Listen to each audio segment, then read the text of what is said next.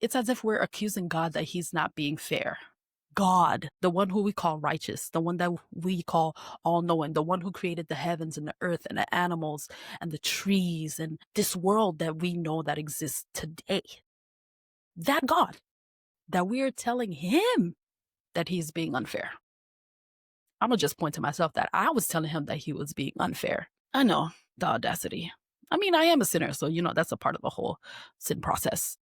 So while I was processing this, the Holy Spirit was convicting me on the audacity that I had to tell God that he was being unfair with the personality that he gave me. I felt there was a word that popped up in my head that was called covetousness. When that word popped up when I was cleaning my room, I was like, covetousness? What does that mean? I've heard the term loosely before while I was in church or hearing it somewhere in sermons, but I'm like, what in the world is covetousness? I'm like, you know what? Let me just Google this. So Google described it as an inordinate or excessive desire for what belongs to another, especially for wealth and possessions. And I think the wealth and possessions was like, that's not for me.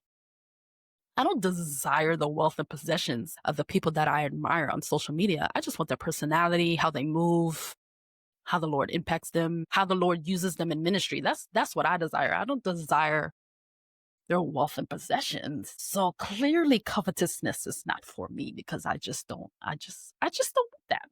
Right. And so I immediately dismissed it because I'm like, I don't want their possessions. I don't want their house. I don't want none of that. I just want their personality. But that word just wouldn't leave my mind because I'm like, why is the word covetousness just being pushed forward in my mind for some reason? And I know it was the Holy Spirit because the fact that I immediately dismissed it and it was still stuck there, I'm like, dang it. Let me do a little bit more research on what covetousness actually means. So here's what I learned. Here's point one.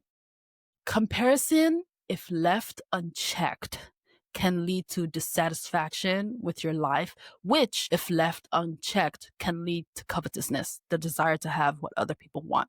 What do I mean by that? The fact that I was comparing my life to someone else's life made me feel dissatisfied with the life that the Lord has given me. And not only dissatisfied with the life that the Lord has given me, but dissatisfied with the personality and the gifting that the Lord has given me. And so in turn, when I was dissatisfied with that, it made me want to admire what somebody else had, which if I don't pay attention to that, is going to make me admire everything else that the person has. I just want your life, is what I'm basically telling myself.